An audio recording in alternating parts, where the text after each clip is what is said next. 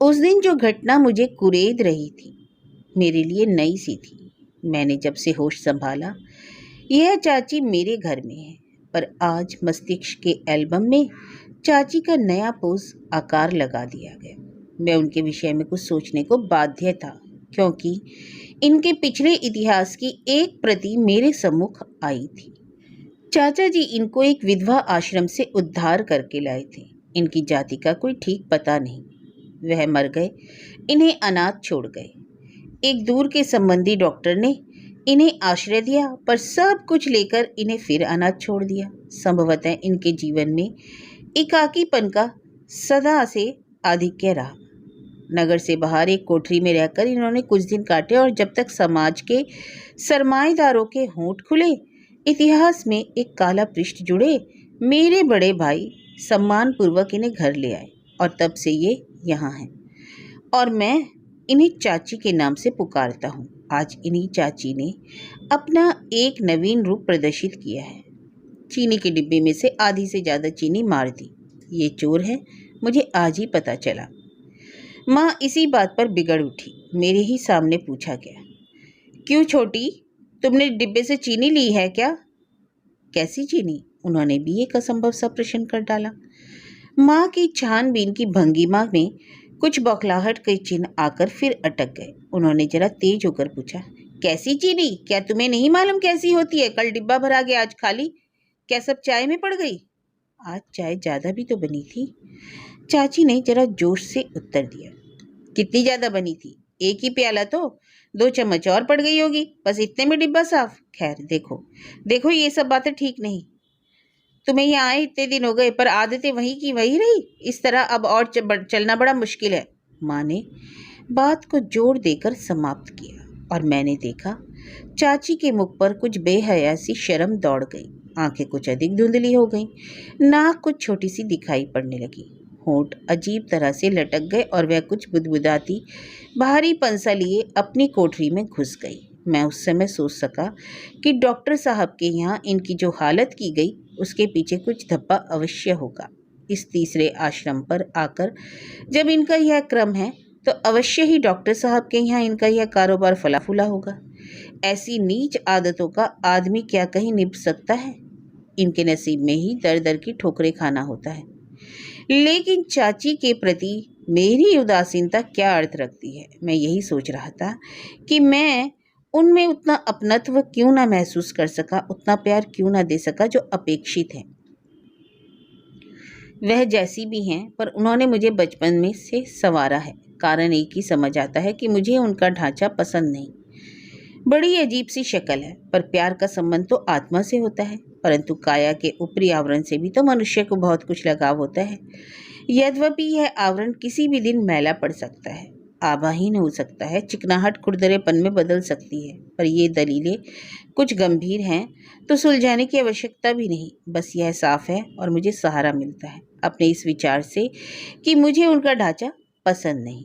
सिर पर बालों की खिचड़ी, जिनमें आज तक तेल पड़ते ना देखा, रूखे कॉमरेडों से बाल, छोटा सा माथा जिस पर छोटे छोटे बाल बरगद की जड़ों से झूलते रहते, कोनों पर कुछ साफ सी भौएं, निर्जीव सी गहराई पड़ी आंखें, उन पर लटकते भारी भरकम पलक, चपटी फैली फैली नाक, और बेतरतीब ओंठों के भीतर काले काले मैल से ढके दांत, आंखों के नीचे लटकता पतला मांस, कानों से लेकर ठोड़ी के पास तक इतना खिंचाव की कनपटियां पालिशदार जूतों की भांति चमचम करती रहती, गंदी फतोई और बिना किनारी की धोती, बाहों की घाल पर पुराने सांप जैसी पपड़ी, और उनमें पड़ी 2-2 घिसी चांदी की मैली चूड़ियाँ, बूढ़े की कमर की तरह झुकी थकी थकी सी उंगलियां, और उनमें चंद्राकार घिसे नाखून, जिनके अंदर मैल के साथ मसाले के रंगीन टुकड़े, पैरों पर सूजन, बनमानुष की तरह फैली बेडोल उंगलियां, और सबसे अधिक घृणित वह महक, वह पत्ती की सड़ी तंबाकू की महक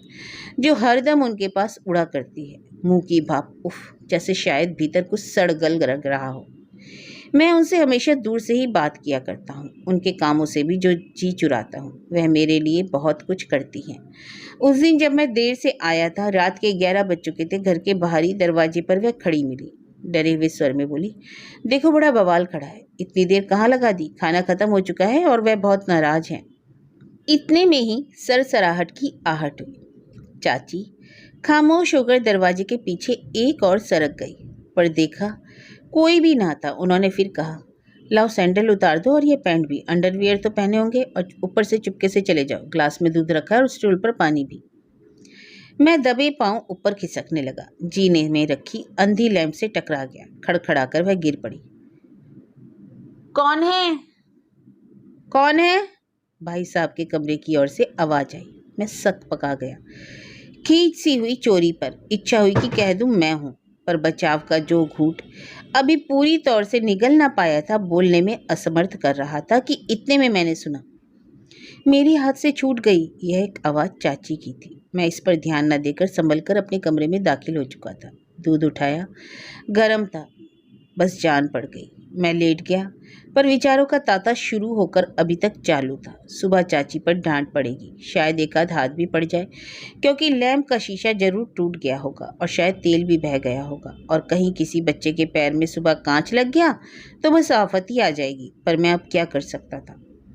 सुबह जरा देर से उठा, देखा चाची कांच के टुकड़े बिन रही है। मुंह उतरा था और एक तरफ ढुल के आंसू की पतरेखा को क्षीण सी झिलमिला रही थी। उनकी टेढ़ी बूढ़ी सी उंगलियां मेरी आहट पाकर बीनते बीनते थोड़ी सी थरथरा उठी। मेरे कदम डगमगाकर कुछ भारी से पड़ गए और नई दिन की अनजान स्वागत में खुशी में फूले दिल पर मूसलाधार पानी पड़ गया। खामोशी गहरी पड़ गई। परिस्थिति समझ में आ गई। मैं बाहर निकलकर गली के नुक्कड़ पर खड़ा हो गया। थोड़ी देर बाद चाची कांच के उन टुकड़ों को नाली में फेंकने के लिए आई। मैं खड़ा था, जरा दृष्टि को तिरछा करके देखा। उनका चेहरा भारीपन लिए था और एक शिथिलता का झीना पर्दा मुर्दार खाल की भांति उनके मुख को अपने में समेटे सा था। नाक के चपटे और फैले नथुने धोखने की तरह हाफ चुकने पर जरा सा आराम ले रहे थे और तिरस्कार के बोझ से उनकी चाल आसमान सी हो रही थी। सोचा कि कुछ पूछ लूं, पर जाने का क्या साहस न कर सका और मैं उचटती नींद के खुमार में अलसाया सा रह गया। उनकी बोझिल नजरें तभी सहसा मेरे चिकने मुख पर जमकर 2 क्षणों में ही फिसल गईं। वह कुछ बुदबुदाई और घिसटते कदमों से वापस जाने लगी। मैं जब तक कुछ कहूं कि वे भीतर दाखिल हो चुकी थी। मैं अपनी बेरुखी पर अपने को ही दोष दे रहा था। वह शायद मुझसे नाराज थी, पर आगे यह भी पता चला कि घर वाले उनसे नाराज है, क्योंकि जब मैं दोपहर को खाना खाने बैठा था कि एक ऐलान सुनाई पड़ा, रसोई में छोटी को घुसने की कोई जरूरत नहीं, परमात्मा ने हाथ पैर दिए हैं तो हम एक गिलास पानी भी रख लेंगे। ये शब्द माँ के थे और सामने हाथ में गिलास लिए चाची आ रही थी। सुनकर उनकी चाल कुछ धीमी पड़ गई और उन्होंने खड़े होकर कहा, मैंने किसी काम के लिए इनकार किया होता तो इतनी बात कहती, आज तो ऐसी कोई बात नहीं। काम के लिए इनकार किस मुंह से करोगी? कुछ दबाव है क्या? माँ ने जरा धार पैनी करने के लिए पानी लगाया, पर खुद ही घिसते हुए बोली, मुंह रखा है किसी लायक? मोहल्ले भर के उधार खाए बैठी हो। मैं 4 दिन बाहर गई और तुम्हारी झोली फैली, सुनती तो मैं हूँ। अरे भाई पानी, मैंने खींच कर कहा। मेरे गले में कौर अटक गया था और लगातार हिचकियाँ आ रही थी। चाची ने झपट कर गिलास पकड़ा दिया और फिर अपने मामले की पैरवी में उलझ गई। मैं तमाशबीन की तरह अचार मिर्च का जायका लेकर आधी पूरी बातें सुन रहा था। रात को जो दृश्य देखा, अवाक रह गया। पहाड़ गलकर पानी उगल रहा था। माँ अपनी खाट पर लेटी थी और चाची उनके सिर में धीरे धीरे तेल रगड़ रही थी। मैं सुन चुका था कि चाची हिचकियों के बीच कह रही थी, परमात्मा ने इतनी निभाई, तुम ही एक ऐसी थी जिन्होंने इतना उठाया, अब तो ईश्वर तुम्हारे सामने ही उठा ले तो करनी सुधर जाए। माँ ने तरल स्वर में कहा था, तुम काहे को घबराती हो छोटी, मेरे लड़के मेरे बाद भी मेरी बात रखेंगे। किसकी मजाल जो तुमसे आधी बात भी कह दे। मैं बकती जगती रहती हूँ, उसका बुरा मत माना करो। सहानुभूति और सौहार्द की सीमा अनिश्चित सी होती जा रही थी। उनकी बातें, दोनों का वह अपनापन और अटूट विश्वास, दोनों ही एक दूसरे को अपनेपन से पकड़ लेना चाहती थी। दोनों के स्वरों में एक सजीव सा निकटता का भाव बरसा पड़ रहा था। ममता, करुणा और दया की लहरियां मुझे हल्का कर निंदा सी कर गई। माँ के ये शब्द, मेरे लड़के मेरे बाद मेरी बात रखेंगे, मुझ पर एक अनिर्वचनीय दबाव सा डाल रहे थे, पर वह मुझे पसंद था। माँ का विश्वास आशा की सीमा रेखा के बहुत आगे दूर तक मैं कैसे तोड़ सकता था। माँ का व्यवहार तो चलता रहा, पर मैं 4 दिन से बराबर देखता रहा कि चाची का व्यवहार मेरे प्रति पिछला जैसा नहीं है। वह चमक, वह स्नेह दीप्ति जो उनके नेत्रों से मैं मुझे देख कर आ जाया करती थी, पूर्णतः उड़ चुकी थी। इसका कारण अज्ञात था। मैंने जब बहुत विचार किया तो याद आया कि उस दिन मैंने उनकी वह गंदी धोती, जिसमें से असहनीय बदबू भरी थी, अपने पैरों से हटाकर एक कोने में रख दी। उस समय वह मुझे देख रही थी, पर मैं अपने चेहरे पर अंकित घृणा के चिन्ह दबा न सका। मेरी नाक सिकुड़ी रही, होठ फैले रहे और माथे पर लहरें शायद गहरी ही होती गई। एक यही बात हो सकती थी जिसे उन्होंने अपमान समझा हो, अन्यथा कोई दूसरी तो समझ में नहीं आती थी। 2 दिनों तक तो मैं देखता रहा और चाहता रहा कि बोलूं, फिर व्यर्थ में ही बोल पड़ता था। पानी सुराई कहाँ है? पर वह खामोशी से सब काम कर देती थी।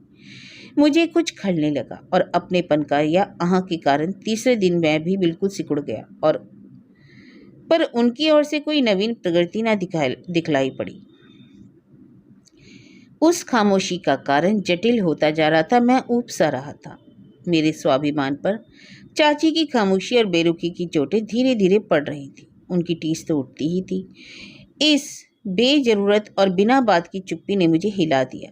पर खुदी भी कोई चीज़ है। मैं भी अपनी खामोशी पर अड़ा रहा और ताक लगाए रहा और एक दिन मौका मिल ही गया। मैं चाची पर बुरी तरह से चीख पड़ा। क्या इतना भी दिखाई नहीं पड़ता? इतना गंदा पानी बीमार कर डालना चाहती हो? गिलास का पानी गंदा था।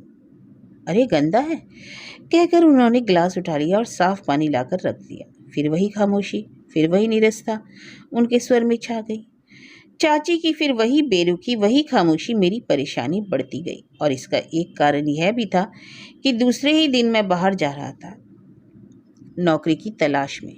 कॉल आया था, पर चाची की यह खामोशी जैसे मेरे दिल और दिमाग पर बुरी तरह से हावी थी।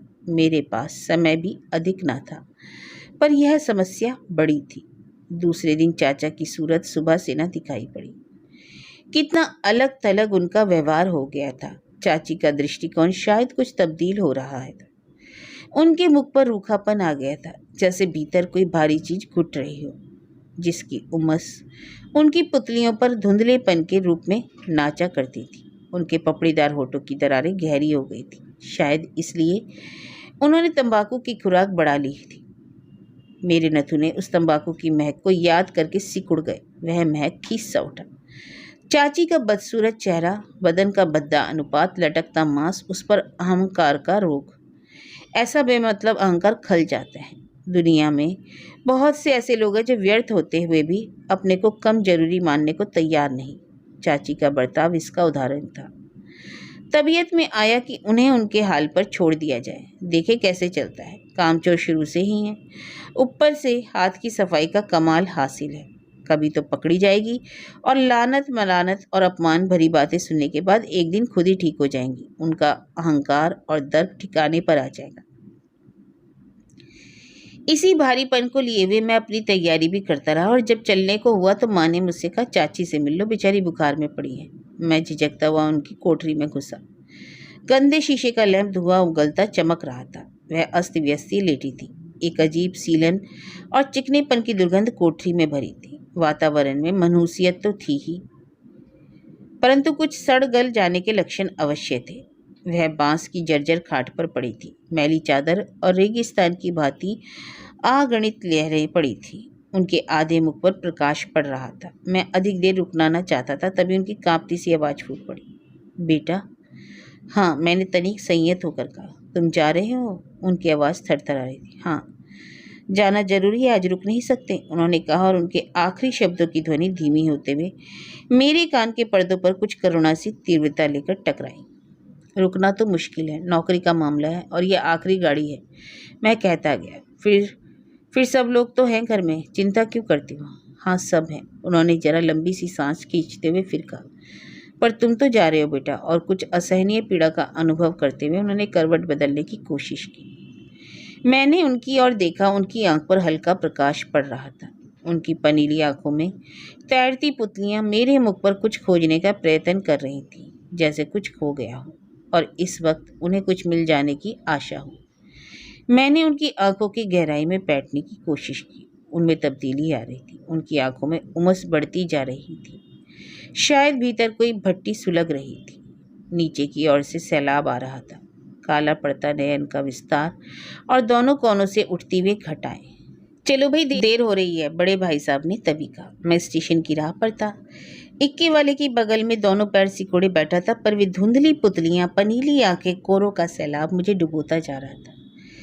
इक्के वाले के पास उड़ती पसीने और तंबाकू की महक मुझे मदहोश कर रही थी। नशा सा दिमाग पर चढ़ता जा रहा था। वह उमस और आंखों में उठती घटाएं।